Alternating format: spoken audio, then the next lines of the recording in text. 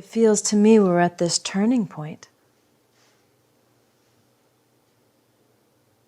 where darkness turns to light, or that yin-yang symbol, right, that has those swirls, and each of the other is always in the center of the other, right? It's a reflection of that inseparability.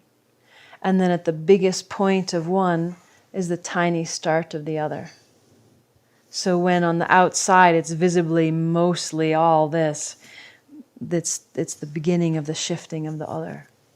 And so one can look at it as movement, but it's also a representation of the whole. And so we can experience the dual parts of it in through the experience, but we can also surrender through into the larger totality where there isn't separation. In our humanness, in our this aspect of reality that we are embodying and experiencing and living, I kind of experience it as that turning point where everything on the outside looks so insanely bad in a certain way. And large movements are happening that the human sensibility responds to in horror. They're doing what? They're choosing what? They're creating what? They're still doing that? You know, it's like, it's shocking. Right? So it's like that big darkness on the outside getting bigger and bigger because we're at this turning point, is how it registers for me. Like in the beginning of the awakening and wanting to help change the earth and humanity and support, the dissolving of suffering or hatred, and seeing that I needed to shift that in me first. And then meeting those layers and those collective layers and then seeing, oh, that's how you shift it. That's how you shift the collective. You shift this. And that by doing that, it supported that movement collectively and then individually for others. And so doing that inner reflection and surrendering, because we're both individual and the totality, then it supports that transformation.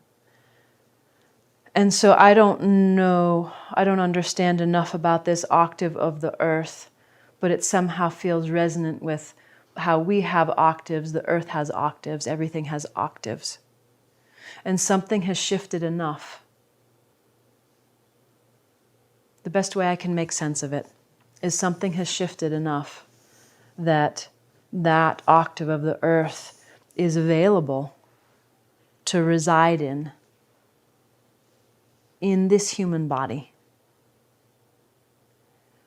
And it's also part of the retreat to support you opening to that level of light in yourself and that level of frequency for you to embody this octave of yourself. And to be able to live this and be that here. As you do that, you also become an acupuncture needle on the planet, walking around. There are certain frequencies on the planet that are disruptive or can be destructive. And if part of my relationship to healing and fixing carries any of those frequencies, I am supporting those frequencies being on the planet. Whereas if I come from a different frequency inside myself It doesn't mean that I don't see what's happening.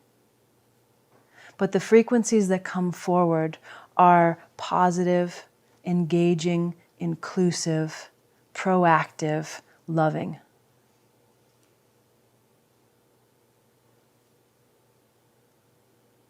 If I am on the planet judging people as being stupid for creating such insanity, if I am blaming politicians, if I am feeling hatred for the ignorance of others, in those modes I am in a great perpetuation of those frequencies. Because it's easy to feel that way or be in that when you look at the state of things on so many levels.